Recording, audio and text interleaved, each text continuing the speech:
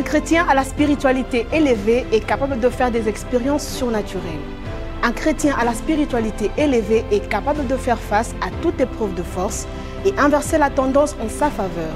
Et un chrétien à la spiritualité élevée est en harmonie avec Dieu et l'engage dans ses déclarations. Voilà l'essentiel de ces qualités, ce spécial 10 jours axé sur la spiritualité des enfants de Dieu. Mais comment y parvenir? Quelles sont les différentes étapes à suivre? C'est ce qu'on va découvrir dans cette émission réservée au spécial 10 jours des destructions des autels du mois de novembre.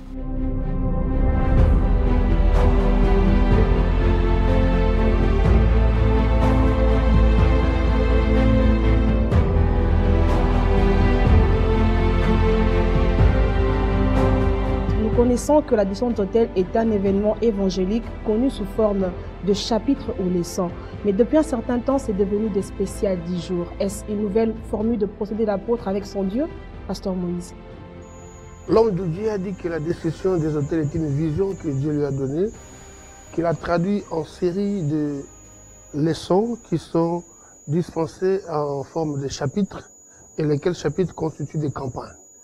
Mais pour l'an 2018, qui commémore les 10 ans de la destruction des autels, Dieu a inspiré à son oint d'observer à partir, je crois, du mois d'août, 10 jours par mois jusqu'à la fin de l'année.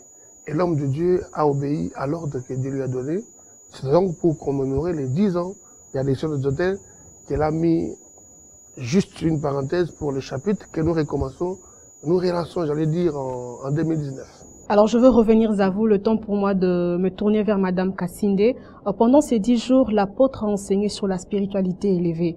Alors, quelles sont les voies que l'homme de Dieu a données aux enfants de Dieu et comment y parvenir? Parce qu'il a fait allusion, la spiritualité élevée, il a fait allusion au sommet de la montagne. Mais quelles sont les étapes que les enfants de Dieu peuvent gravir pour atteindre ce sommet, pour atteindre cette spiritualité élevée? Pendant ces 10 jours, l'homme de Dieu avait beaucoup insisté parce qu'il avait au fait pris l'exemple de Moïse. Parce que quand Moïse avait amené les enfants d'Israël, à un moment donné, Dieu lui avait demandé de monter sur la montagne parce que c'est à ce moment-là que Dieu devrait lui parler et il devait lui remettre les tables de loi. Et c'est comme ça aussi que l'homme de Dieu nous a dit, lui, il est comme Moïse parce qu'il est en train de subir la transfiguration dans son ministère. Et quand il est en train de monter sur la montagne, il veut en sorte que nous aussi, nous puissions élever notre spirituel. Parce qu'au fait, dans l'homme, c'est d'abord le spirituel. Parce que tout ce que nous vivons dans le physique, c'est d'abord intimé par notre spirituel. Quand notre spirituel ne monte pas avec nous, ce sera difficile que nous puissions atteindre les niveaux où il est présentement. C'est comme ça qu'il nous a demandé de faire un effort. Parce que vous savez, vous êtes chrétien, vous venez à l'église, c'est bien. Mais il ne faut pas venir... Vous pouvez vous dire que non, ça fait 10 ans que je suis à l'église, c'est bien. Mais faire 10 ans à l'église et être réellement dans l'école du Seigneur, c'est différent. Mais il nous a demandé maintenant, pendant ces 10 jours, de faire un effort. Surtout par les jeûnes et par la prière. Parce qu'il n'y a que ces voies-là qui peuvent nous aider à élever notre façon de voir les choses. Parce que si nous avons beaucoup de temps dans la prière, si nous faisons des prières avec jeûne, c'est à ce moment-là que nous serons capables de monter et d'arriver au niveau là où il est. Parce que lui, au fait, c'est comme notre Abraham. Il est passé par là. Il nous a, sa vie constitue au fait notre jurisprudence. Parce que tout ce qu'il a connu, c'est tout ce que nous devons suivre. Parce que lui, il est déjà au sommet. Il sait par où nous devons marcher. C'est comme ça qu'il nous a dit, nous devons passer par les jeûnes, nous devons passer par la prière. Et en plus de ça, nous devons faire un effort pour que sa vie nous impacte. L'onction qui est sur sa tête puisse nous impacter. Parce que c'est une façon aussi d'aider notre spiritualité. Parce que si son onction ne nous impacte pas, il nous sera vraiment difficile. Alors, Pasteur Moïse, je vous repose la même question. Votre expérience en tant que pasteur, en tant que serviteur, est-ce du jour au lendemain qu'on pourra atteindre le sommet de la montagne ou carrément c'est un processus, comme l'apôtre le dit, que chaque chose demande un temps? Vous savez, j'allais souligner un point très important.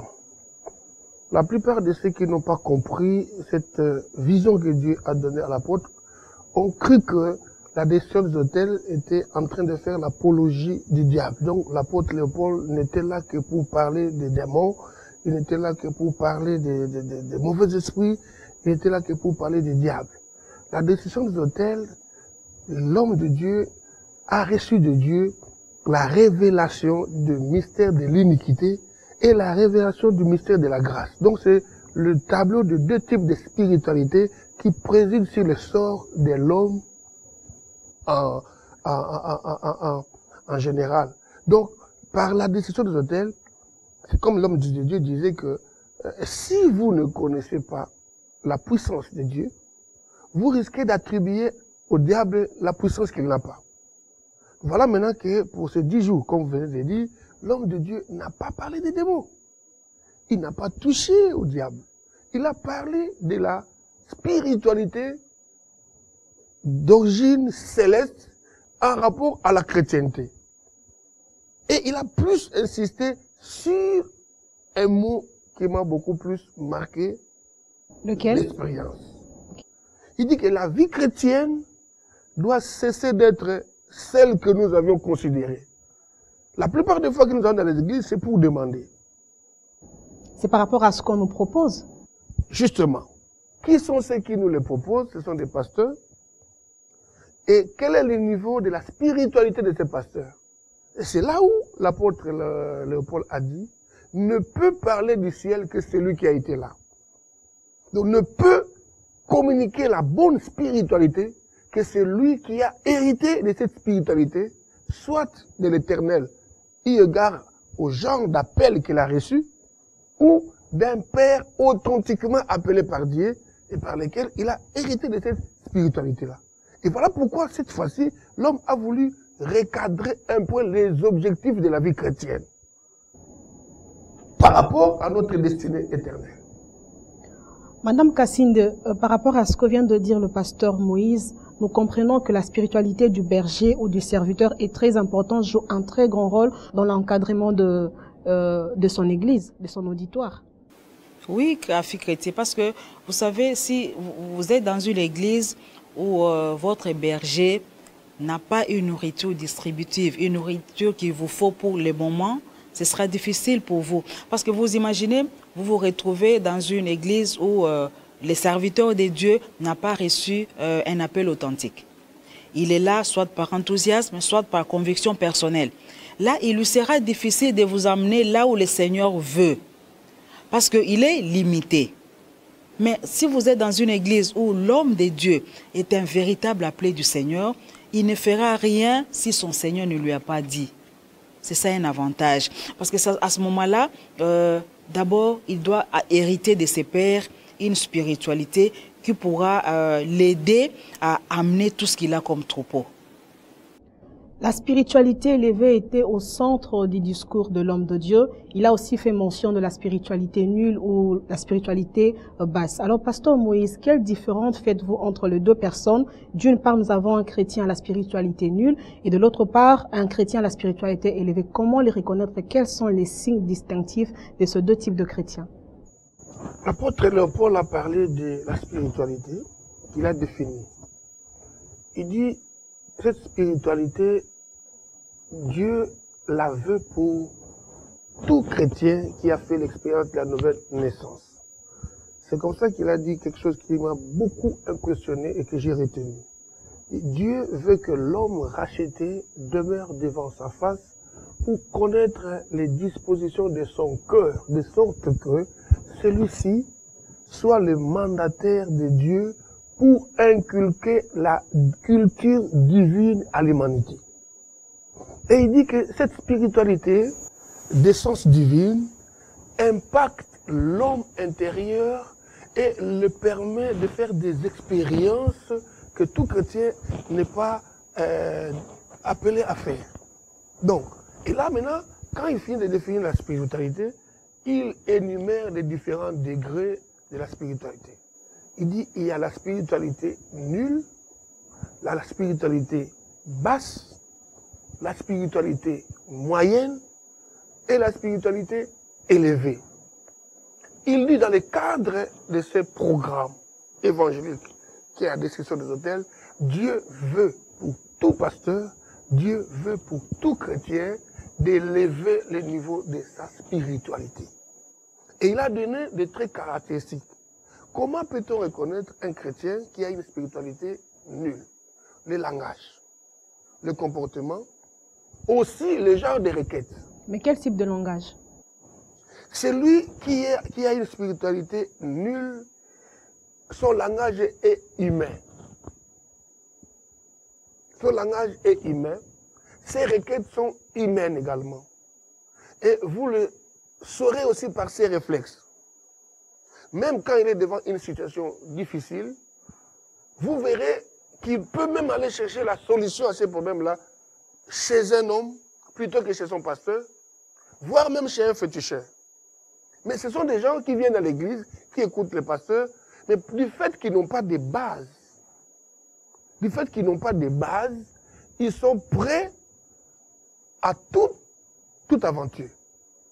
Et l'apôtre dit, la spiritualité moyenne, elle n'est pas aussi indiquée pour un chrétien, parce que lorsqu'on est victime de sollicitations, lorsqu'on est victime de situations compliquées, c'est à ce moment-là qu'on se rend compte que celui-là qu'on croyait être, mais regardez comment il agit, regardez comment il réagit devant une situation qui lui arrive. Même à l'église, l'apôtre a dit que, et ça m'a beaucoup plus intéressé aussi, quand il dit les personnes qui ont une spiritualité nulle, basse, moyenne, et qui sont membres d'une église, sont celles-là qui sont récupérées pour la plupart des fois par l'ennemi pour les utiliser contre les leaders, contre la communauté. Nous avons l'exemple de Judas. Il avait une spiritualité nulle, mais il était compté parmi les disciples.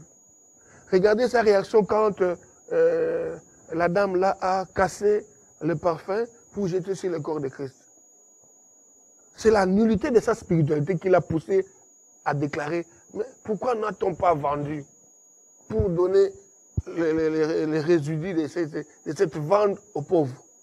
Mais alors que c'était un acte prophétique qui avait été posé par cette femme, mais le monsieur n'a rien compris. Son réflexe, c'était autre chose. Ne voyez-vous pas que c'est aussi question de la sémence? Bien sûr, on peut parler sémence, mais cette semence-là est influencée par l'esprit aussi. Parce que l'apôtre dit que derrière une semence, il y a un esprit. Prenez l'exemple de Pierre. Pierre aussi a été plusieurs fois victime des tentations du diable. Mais qu'est-ce qui a fait que le Seigneur les récupère pour qu'ils soient les pierres que nous connaissons aujourd'hui dans la Bible? C'était le choix. Parce que la vraie spiritualité, elle est communicative.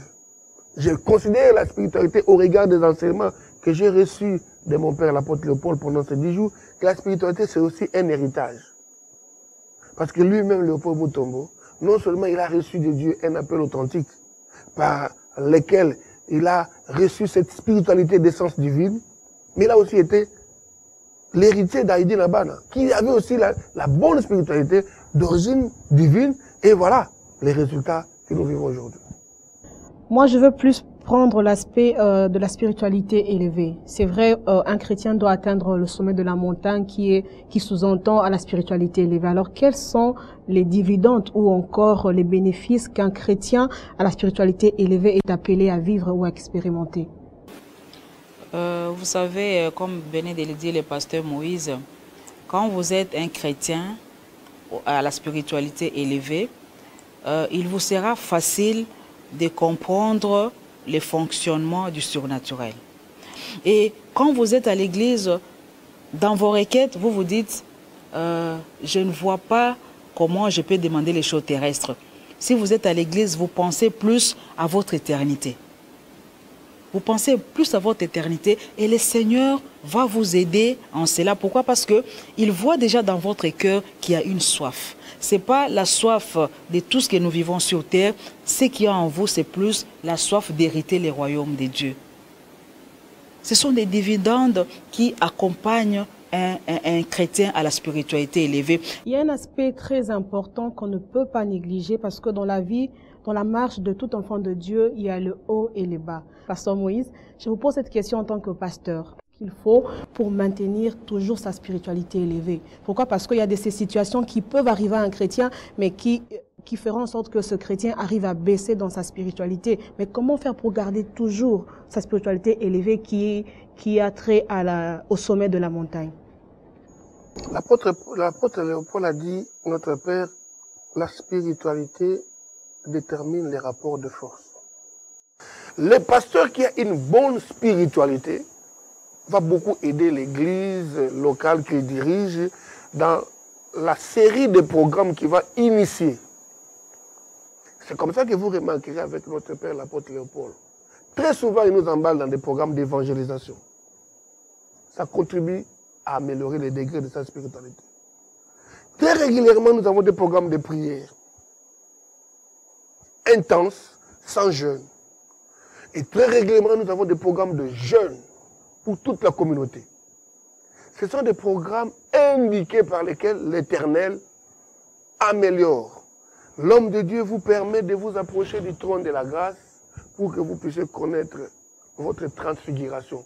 Ce sont les expériences que lui-même a vécues et qui l'ont amené au niveau où il est. Et c'est par ce même chemin-là qu'il va orienter le peuple.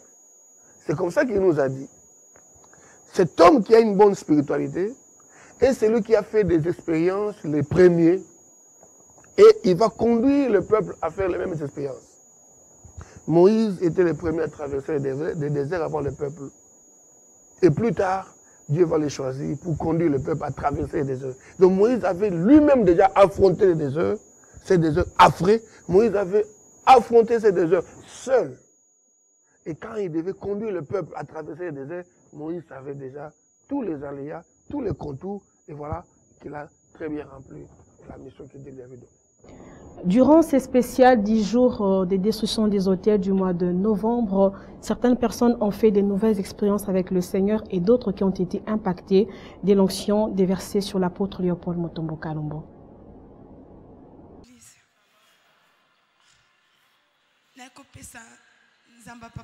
Merci. Parce que tout à retraite, il y a 10 jours sur le péché. Shalom Église. Je viens remercier le Dieu de l'apôtre Mutombo Kalombo pour ce qu'il a fait pour moi. Le miracle s'est produit dans ma vie pendant les 10 jours de la retraite communautaire. L'homme de Dieu avait enseigné sur le péché.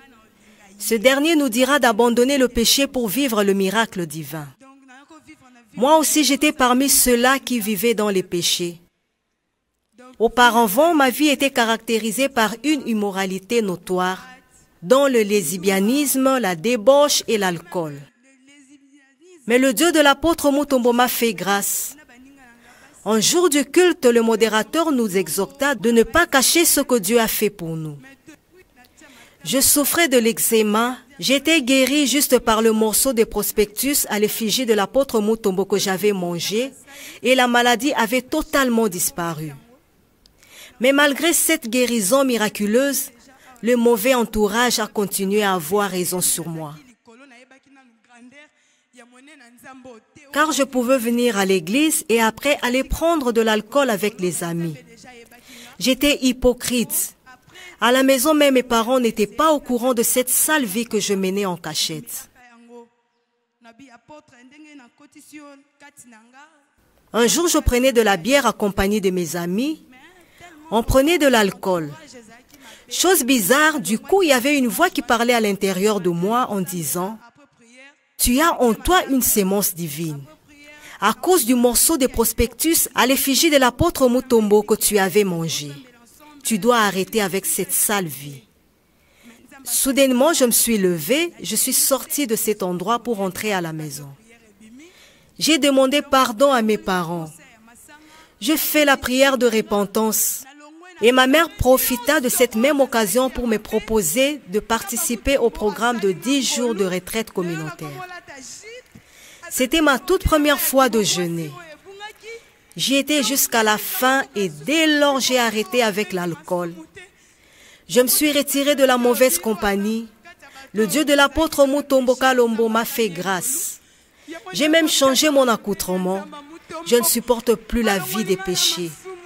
Voilà pourquoi je suis venu rendre gloire au Dieu de l'apôtre Mutombo Kalombo qui m'a tiré de la vie des péchés. Nous acclamons Jésus-Christ. Lui seul est capable de faire de telles choses. Merci beaucoup, maman.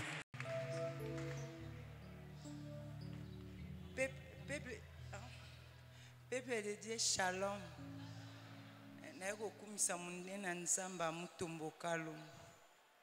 Shalom, peuple de Dieu. Je viens remercier le Seigneur pour le miracle qu'il a opéré dans ma vie. J'avais perdu l'usage de la parole durant 1 année et 3 mois. Pour la petite histoire, une nuit, j'ai vu quelqu'un placer une sorte d'objet dans ma gorge durant mon sommeil. Je cherchais à crier le nom de Jésus, mais ma voix sortait à peine. Le lendemain matin, j'ai constaté que j'avais contracté une angine. J'ai souffert jusqu'au point de devenir méconnaissable. Je me promenais avec mes médicaments partout où j'allais, à cause des crises que je faisais à répétition. C'était en réalité une dyspnée sévère. Mon état devenait de plus en plus inquiétant. Je devais passer mes nuits en position semi-assise pour pouvoir me reposer plus ou moins paisiblement. Après avoir fréquenté plusieurs hôpitaux et passé par plusieurs examens médicaux, les résultats ont fait état d'une masse dans mes cordes vocales. J'ai refait une crise quelque temps plus tard. Et cette fois-là, on m'a emmené aux urgences. Les médecins ont voulu que je passe par une trachéotomie, par laquelle ils devraient me placer une canule au niveau de la gorge. L'opération s'est bien passée, mais malgré cela, il n'y avait aucun changement. En fait, j'étais poursuivie par l'esprit de mort. Je voyais régulièrement des gens morts dans mon sommeil. Et c'est la raison pour laquelle j'avais décidé de venir au ministère Amen. Lors de la campagne de destruction des autels, je sémais pour la construction du temple. Et à ma grande surprise, le Dieu de Mutombo m'a complètement guéri sans que je puisse repasser par une autre opération. J'ai repris l'usage normal de la parole. Mon deuxième témoignage est le suivant. Un jour, à mon réveil, j'ai ressenti comme un coup au niveau de la colonne vertébrale, chose qui a déclenché des douleurs atroces. Les docteurs voulaient que je passe par une radiographie parce qu'ils pensaient que j'avais un problème de nerf sciatique. J'ai décidé d'appliquer l'huile sur laquelle l'homme de Dieu avait prié et j'ai placé la photo de l'apôtre sur mon dos, à l'endroit où je ressentais la douleur. Mais mes bien-aimés, j'ai été agréablement surprise de constater que la douleur avait complètement disparu. Et c'est la raison pour laquelle je rends grâce au Dieu de l'apôtre Mutombo pour la guérison qu'il vient de m'accorder. Nous acclamons ce Dieu vivant. Il y a beaucoup de gens qui viennent, des cadavres dans les églises. Il demeure des cadavres dans l'église. Il reste des cadavres puants dans l'église parce qu'ils n'ont pas de vie. Tu es venu sans vie et la parole que tu reçois ne t'apporte pas la vie. Tu te multiplies et la putréfaction spirituelle s'opère et tu dégages l'odeur de la mort sans même que les pasteurs ne s'en rendent compte. Many people who come to churches today, they come as dead corpses and they don't get the type of messages that will get them back to life. And as a result, they end up spending many times becoming even worse and dying in front of the pastors, and the pastors don't even notice what's happening to them. Pendant que je parle là, as I talk right now, tu me regardes. You are looking at me. Tu ne comprends rien. You understand nothing. Tu ne suis rien. You're not listening to me. Ce qui t'obnubile, toi, c'est attendre que je prie pour toi, pour tes petits problèmes de la terre. Voilà ce niveau de spiritualité nul que l'Esprit de Dieu cherche à démolir en toi pour construire l'homme intérieur totalement renouvelé. This is the type of spirituality that the Lord wants to destroy in you, because it's not about the things of this world. The Lord wants to destroy that type of spirituality in you so that you may become exactly the type of Christian He wants you to be. C'est pas ça croire en Dieu. That's not what believing in God is about. C'est pas ça venir à l'église. That's not coming to church. On vient là assis parfois sans Bible. It's not about coming without a Bible. C'est comme ça que certains chrétiens peuvent avoir fait 10 ans, 5 ans, 3 ans dans l'église. Il n'a pas de préoccupation, il n'a pas d'empressement pour acheter la Bible à peine si c'est à 5 ou à 6 dollars. Ce n'est pas sa préoccupation. Lui, le pasteur doit tout faire. Et le pasteur s'époumonne sur des cadavres avant de leur apporter la vie éternelle, le salut dans leur âme. That's why many Christians don't even bother buying a simple Bible. They can spend 3 to 5 years in the church without buying a Bible, and the pastor is spending his whole energy trying to build them up, but they are too lazy to do their own part. Parce que Christ n'est pas venu mourir à la croix juste pour nous donner des voitures et des mariages et des enfants. Il est venu nous sauver de la colère à venir.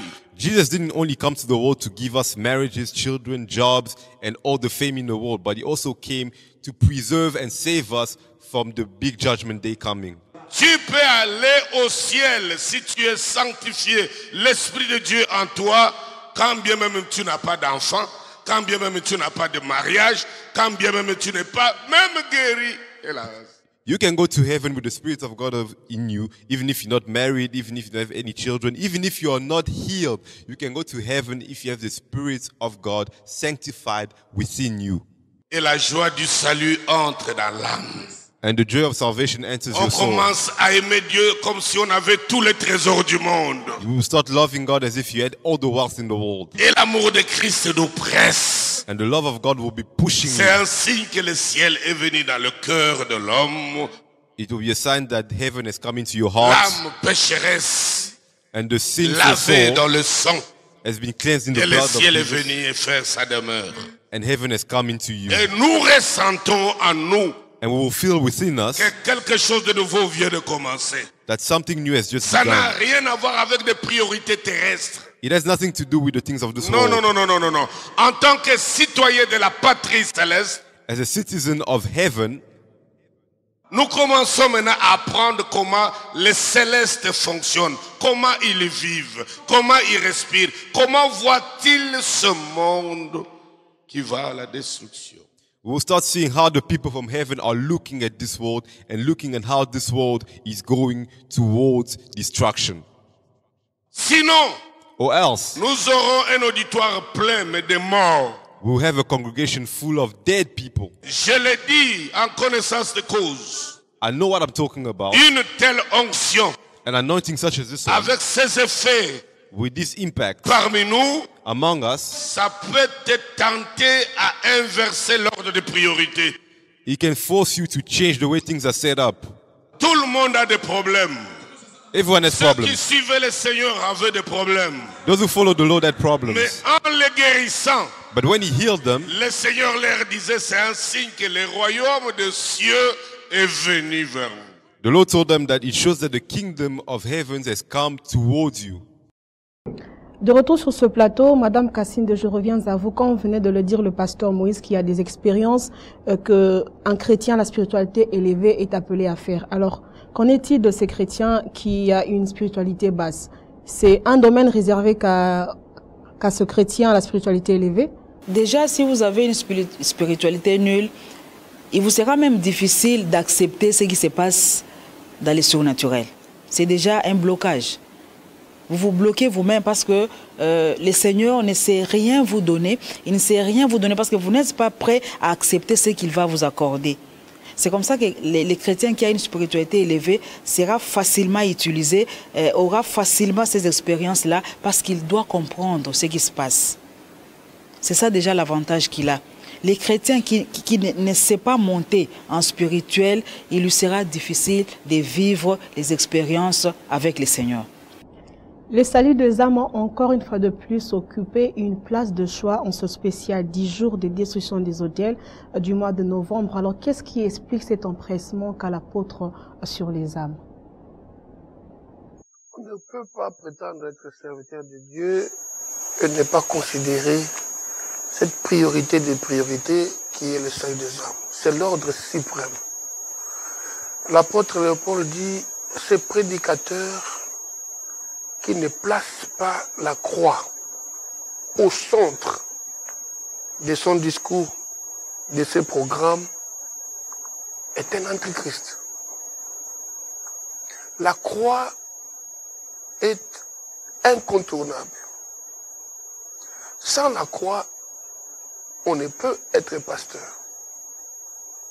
Sans la croix, il n'y a pas de pardon. Sans la croix, il n'y a pas de repentance sincère. Sans la croix, il n'y a pas de conversion. Sans la croix, il n'y a pas de baptême d'eau. Sans la croix, il n'y a pas espérance en enlèvement. Donc, l'apôtre Léopold a cette compassion, cette passion, je dirais aussi, de salut des âmes. Depuis que je suis à ses pieds en tant que fils, toutes les occasions que Dieu lui accorde, que ce soit pendant les campagnes d'évangélisation qu'il a eu à organiser il y a une vingtaine, une trentaine d'années, que ce soit lors des conférences prophétiques, que ce soit lors de ces programmes divins qu'il a pilotés entre les années 2000 et 2008, la visitation divine, il a toujours amené des âmes à la foi en l'œuvre accomplie par Jésus à la croix pour que ceux-ci obtiennent le pardon, pour que ceux-ci se réconcilient avec Dieu. La vraie vie chrétienne commence par la nouvelle naissance, sans laquelle aucune spiritualité divine n'est possible. C'est pourquoi il a dit, la première condition qui détermine la bonne spiritualité, c'est que tu sois trouvé en lui, c'est-à-dire en Jésus-Christ de Nazareth. Et après cette confession de foi en Christ, nous sommes conduits dans les eaux du baptême pour nous identifier en celui qui est mort et ressuscité pour notre salut, Jésus de Nazareth. Et voilà que nous sommes introduits dans l'église locale où nous recevons les enseignements, les différents types d'enseignements qui nous préparent à être des disciples, à être des serviteurs.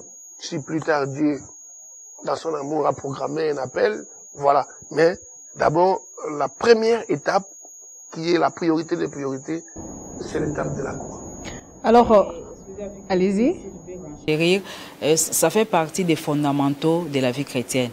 Parce que c'est parmi les commandements que le Seigneur a laissés à l'Église. Il a dit, vous êtes mes disciples, allez faire de toutes les nations mes disciples. Et un serviteur de Dieu, un homme de Dieu véritablement appelé, ce qu'il a comme fardeau, c'est d'abord l'appel au salut. Parce qu'il s'est dit, je peux prier pour les gens, ils peuvent être délivrés, mais ce qui est plus important, c'est que leur âme soit donnée au Seigneur. Et l'âme ne peut pas être donnée au Seigneur, le cœur ne peut pas être donné au Seigneur si on ne fait pas l'appel au salut. Parce que quand on vient à l'église, on est des païens.